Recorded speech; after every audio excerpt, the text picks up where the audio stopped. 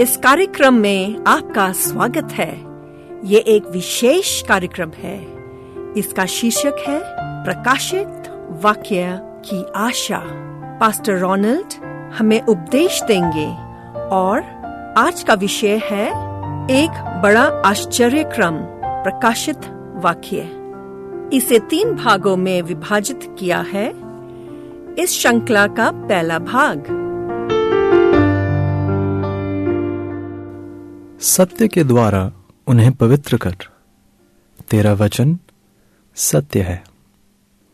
यूहन्ना 17 उसके 17 पद से इन परमेश्वर के शब्दों के साथ मैं आप सबका इस बाइबल के अध्ययन में स्वागत करता हूं।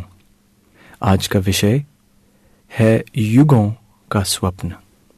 ऐसे कौन से माता पिता हैं जिन्होंने अपने नवजात शिशु की आंखों में देखते हुए यह सवाल नहीं पूछा, मेरे इस छोटे से बच्चे का भविष्य क्या होगा?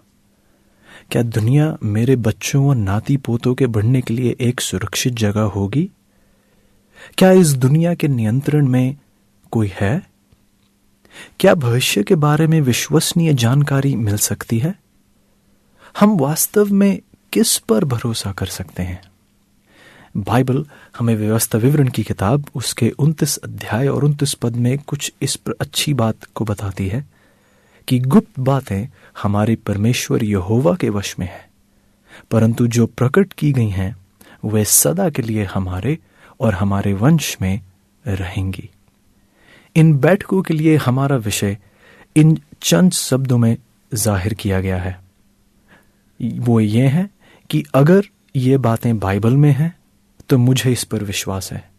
अगर ये बाइबल से असहमत है, यह मेरे लिए नहीं। एक बार फिर इन कुछ शब्दों को आपके सामने दोबारा पेश करूंगा। अगर ये बाइबल में है तो मुझे इस पर विश्वास है। अगर ये बाइबल से असहमत है, यह मेरे लिए नहीं है। आज के इस अध्ययन में हम इस सच्चाई को प्रदर्शित करेंगे कि परमेश्वर का हर शब्द बिल्कुल विश्वसनीय है। हम साथ पढ़ेंगे कि परमेश्वर ने हमारे लिए बहुत ही सुंदर और अहम बातें तैयार कर कर रखी हैं ताकि हम आगे आने वाले दिनों में उसके और करीब बढ़ सकें, उसके साथ एक गहरा रिश्ता बनाने वाले बन सकें, उसके दूसरे आगमन के लिए तैयार पाए जाएं। करीब 2500 साल पहले परमेश्वर ने एक प्राचीन राजा से कुछ बातें कहीं। उसने उसको एक स्वप्न के द्वारा अपनी रहस्यमय बातें उसके सामने रखी, और जो बातें उसने इस राजा के सामने प्रकट की वह आज हमारे लिए और हमारे बच्चों के लिए है।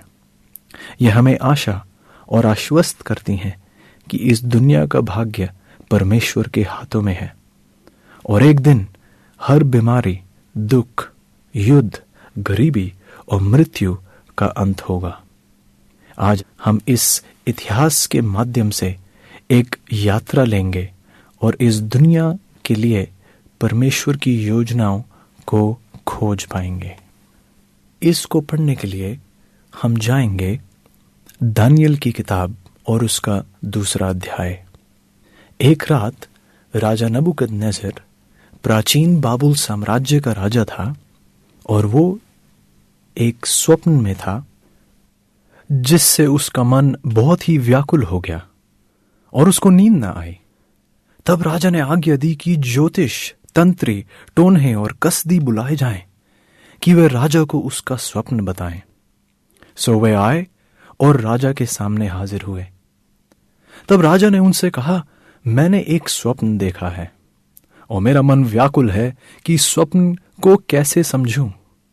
कसदियों ने राजा से अरामी भाषा में कहा, हे राजा, तू चिरंजीव रहे, अपने दासों को स्वप्न बता और हम उसका फल बताएंगे। राजा ने कसदियों को उत्तर दिया, मैं ये आज्ञा दे चुका हूं कि यदि तुम फल समेत स्वप्न को ना बताओगे तो तुम्हारे टुकड़े टुकड़े किए जाएंगे और तुम्हारे घर फूंकवा दिए जाएंगे, और यदि तुम फल समेत स्वप्न को बता दो तो मुझ से भांति भांति के दान और भारी प्रतिष्ठा पाओगे। इसलिए तुम मुझे फल समेत स्वप्न बताओ।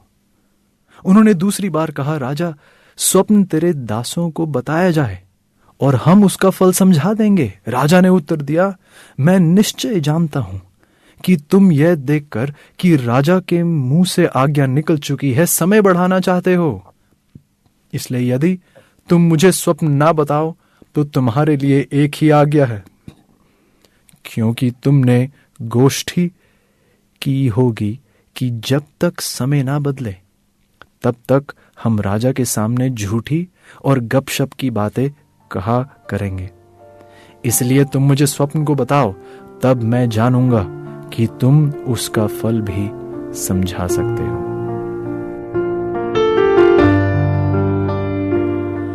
सुनने के लिए धन्यवाद। आप हमारे साथ रहें, आगे और भी है। परमेश्वर आपके साथ रहे।